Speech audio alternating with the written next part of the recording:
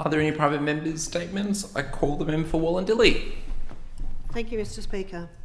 In Maui, on Tuesday, August 8, a perfect storm of dry ground, windy conditions and heat enabled terrible fires to destroy thousands of homes in Maui, Hawaii. The situation on the ground that the people dealt with is heartbreaking, and the individual stories of loss that are now being broadcast are similar to those that are shared by many people who know members in this place, and many from my community who remember the major fires over the past few decades. The fires on August 8 jumped containment lines through the day and spread through the town of Leilani, a township of 13,000, not much different from the population projections based on the current growth and approvals for Wilton and Appin. That too is surrounded by bushland with only one way in and out.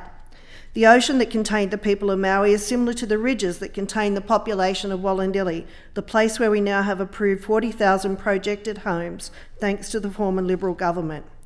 This risk is one that is not unknown to many in this place. Following the Blackwattle fires, Wollondilly Shire Council was given a grant and sought to create a hazard analysis and emergency management study, a study that would present evidence-based advice to mitigate risk associated with natural and human-made hazards across the Shire, including exit times for villages that will grow to over 8 hours.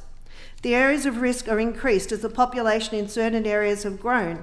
This includes the northern part of my electorate in Warragamba, Silverdale and towards the Oaks, as well as the areas in the central part of Wollondilly with Picton, Tamworth and Thelmere relying on the ageing Victorian Bridge and the single-lane each-way railway underpass to exit. We need a plan for disaster here in two ways, and I recognise the Reconstruction Authority's brief in developing and implementing methodologies for disaster resilience, adaptation and mitigation activities. I look forward to the outcomes from the newly created Authority for Statewide Preparedness. I also look forward to reading the fully unredacted hazards analysis and emergency management study when Council finally releases the document for the locals to read. The blockages and increased time should also inform our decisions and infrastructure provisions. Perhaps it isn't the 13,000 homes developers should receive and larger blocks with smaller population. Perhaps that would be more in keeping and manageable. We also need to look for solutions of infrastructure clogs, and this means we need the Picton Bypass desperately. I don't want the community of any of the villages in Wollondilly to be the next Maui village. The villages of Picton, Tamworth and Thelmere are surrounded by bushland, and we have been through a dry winter and the risk of fire in this season is high. The projection for years to come is higher as the El Nino dry period is beginning.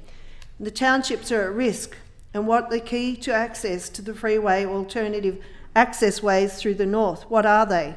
Ultimately, the completion of the M9, the Malden-Dumbarton and number of freeway interchanges would be needed. However, I'm a realist. That small list is hundreds of billions, and we need to prepare with what we have. The Picton Bypass is a project that is partially completed, a journey of close to 35 years and one that needs to be done. It will unlock the community to access the freeway easier. The single lane and weight limited bridge will fail in an emergency, as will the single lane each way underpass. I know this because it failed last time. Fortunately, while everybody was queued, the wind changed that afternoon in 2019. Otherwise, the story would have been very much different. Balmoral was lost, Buxton and Thelmere were next to go, with so much fuel and beautiful bushland turned deadly, thanks to years of drought. The difference is ours to make, and I seek an answer from the government for Wollondilly now.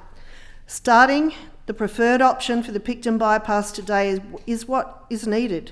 We need to have these needs addressed now, because if we don't, if the unthinkable tomorrow occurs and the fires return to Wollondilly, and if the wind doesn't change, then it will be really too late.